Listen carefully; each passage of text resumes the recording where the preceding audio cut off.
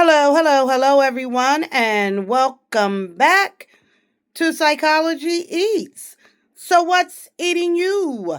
Hello, everyone, and welcome back to the channel. I hope this video finds you in great mental health. I hope everything is going well for you and life is giving you everything you deserve. Now, I know I said in my last video that I was tying up my Whittaker commentary.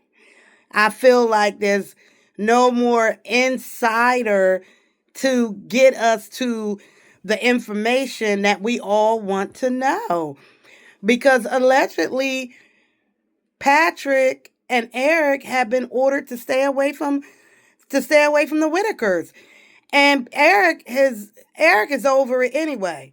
He was nobody had to tell him that because he wasn't going back over there anyway. But Patrick was still trying to be involved. And the word on the street through one of his Facebook pages, some shenanigans about somebody else posted that Patrick was not allowed to talk about the Whittakers anymore. So today, I think today is October 2nd. Yes, I believe it is. Anyway, so today, allegedly, Betty had a court hearing regarding her siblings and her nephew. And so we don't know what happened with the court hearing, but here I go. I said, well, court hearings are public record. Court hearings are public record.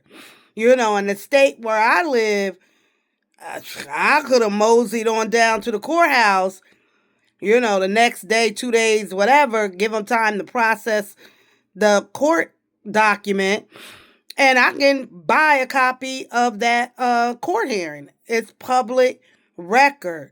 So then, of course, I don't live in West Virginia. That's no big deal. I can purchase the court hearing like I could do in any state, because in most states it's public record. So then we could have saw what the allegations were against Betty, the whole thing. Well, I'm about to show you something. That all went down the tubes when I found out West Virginia, they don't share that kind of information.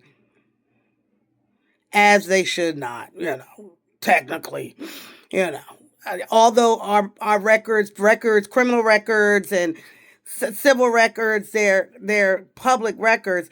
I'm going to show you why I was not able to access those records. Hold on. In West Virginia, court records involving Adult Protective Services proceedings are generally confidential and not accessible to the public. So those records are sealed. West Virginia laws governing confidentiality of APS records include that statute. They want those records kept confidential. And the identity of the person making a report of abuse, we know that was Eric, is also protected unless the person gives consent. Court orders. While APS records are confidential by law, they can be disclosed via a specific court order. This is typically a measure of last resort for APS professionals.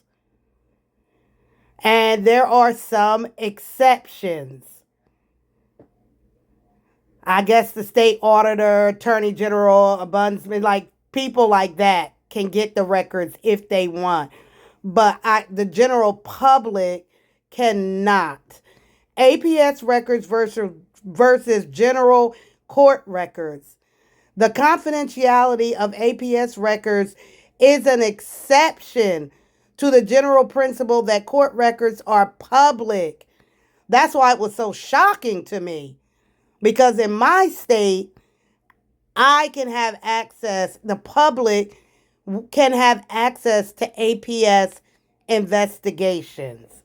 Now, they might cross out some things like the address, the last names of people, but overall, those records are public. So basically, it's a sealed record. Now, if some other content creator happens to get their hands on those records, I don't know how they did it, because according to the law, those records are sealed.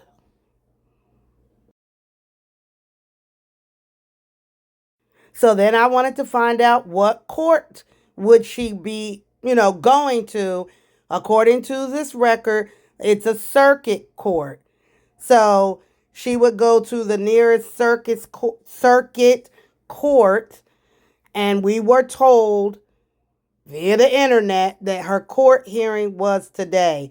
So on my thumbnail, that would be the picture of the closest circuit court to her, and maybe that's where the court hearing was held. And we just don't know, because as we all know, Patrick now cannot be around them, and he was the one given, information regarding them. So the guardianship, my assumption is that Betty had guardianship over them. She was most likely their rent payee, and so she's the one that is being held responsible for their neglect and or abuse. Or maybe Larry's name is in the paperwork, where I'm not sure. But it is a real case of abuse or neglect, and we don't know what happened. If when Betty went to court, was it dismissed? Did they give her, mandate her to certain things that she needed to have done in order for them to be returned, if they were going to be returned? I even heard through someone else's channel that Betty was going to an assisted living. I can't see. Comment down below. Do you think Betty would, like, um go to an assisted living? Like, she would agree to do that? I just don't see her doing that, because I think in Betty's heart, she wants them back. And how could she get them back if she's living in an assisted living apartment? So I don't know about that. I know there are quite a few rumors and people making up shit. If I don't know, I don't know. I mean, I'm really just going to, as far even with the court hearing, I'm like, I'm going to get the record. It's no big deal. Records are public anyway. But in this case, they are not. So I'm just sharing more information about the court, finding out which was the appropriate court. What courts do APS use? Is it similar to CPS in West Virginia? And it pretty much is. But this website also just encourages for people to get legal representation also. And Betty would be eligible for, a lawyer at low cost. I don't know, in this case, could you get a state appointed lawyer, though? I'm not sure. But that's really it. That's the update. Comment down below. Bye, guys.